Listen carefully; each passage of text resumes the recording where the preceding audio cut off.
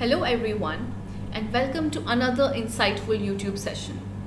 Today we're going to talk about something that a major section of the population experiences, but no one knows as to what do we really call it and how does it actually happen. Today we're going to talk about sleep paralysis. Let us first understand the biological aspect of this particular disorder.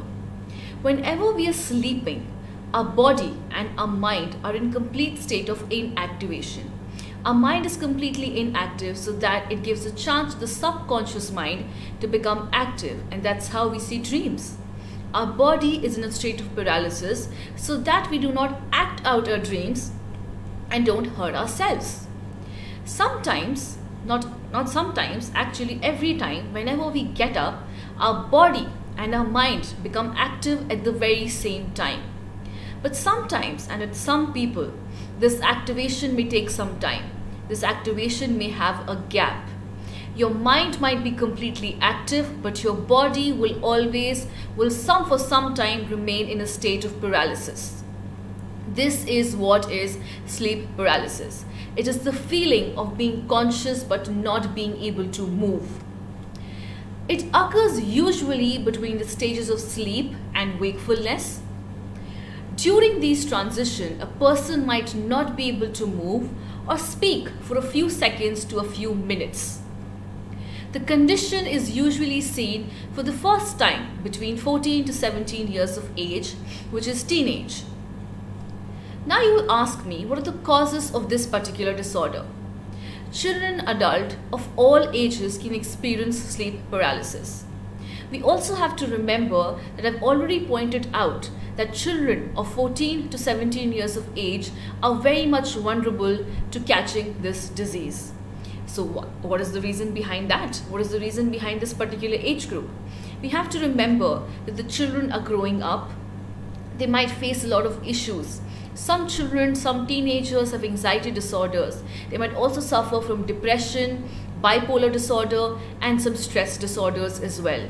Insomnia, which is sleeplessness, is also one of the major causes of this disorder. In some cases, sleep paralysis runs in the family. You might have a genetic code which will make you vulnerable to this particular disorder. Lack of sleep is also one of the causes, and I think this is one of the best reasons, or you can say one of the worst reasons, why today's generation suffers from this disease, suffers from this disorder. We work so hard, we don't have time for ourselves, we do not follow a good schedule, we do not follow a routine life. We party, we work, we do not give importance to sleeping on time and getting up on time. And I think that is one of the major reasons why in today's generation sleep paralysis is so common. Now you would ask me, what are the symptoms? What are the symptoms we should be vigilant about? How would I know that if I am suffering from something like that? The most important symptom is the inability to move. You would be fully awake, your mind would be fully awake, you would be seeing everything that's happening around you, but you would still be unable to move. Your body will be in a complete state of paralysis. One can also experience the feeling as if something is pushing you down. Something or someone is sitting on you and pushing you down.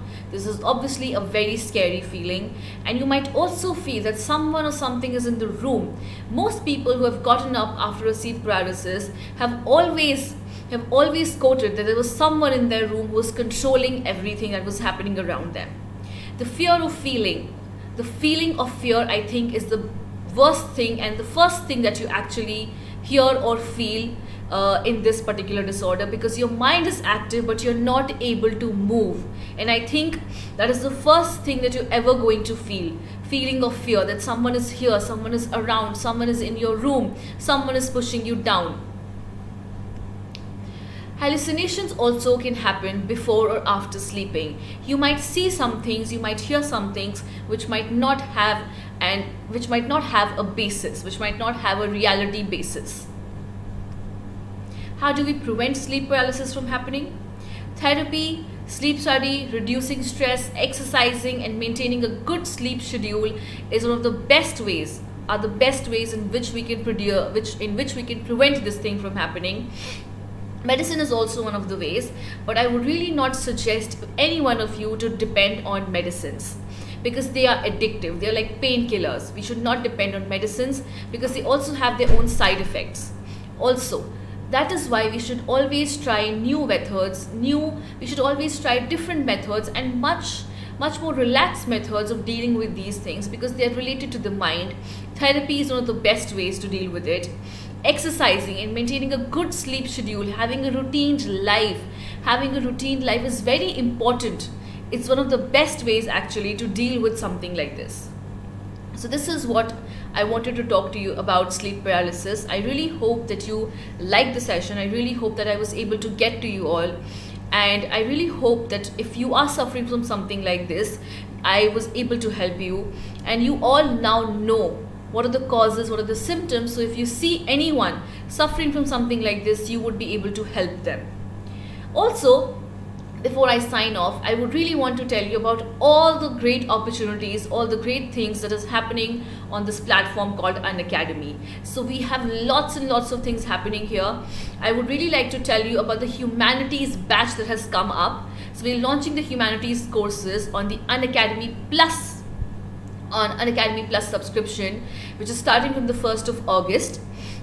We will have history, psychology, sociology, all the humanities subjects would be covered in great detail. The entire syllabus would be covered. There would be special classes, interesting special classes, and we will be covering the syllabus by December. So we have launched the humanities course. So anyone who's looking for a good humanities platform, you're more than welcome to join the Plus subscription. You're more than welcome to join Unacademy. Also, we are introducing some science and commerce revision batches and practice paper batches, which is starting from the 3rd of August and will end on October 9th, where we'll do lots of practice, lots of revision, and you will be fully prepared for your first semester, first term exams. So I would really hope to see a lot of you on the Plus subscription for humanities, for science, for commerce, be it for anything. But I think Unacademy has got you covered for each and every aspect. You can also use my code, which is given in the description box. It is NICKYSINHA. You can use that code. You can join the Plus subscription, take the Plus subscription. You will get a 10% off on all your courses. So what should I say? Let's crack it.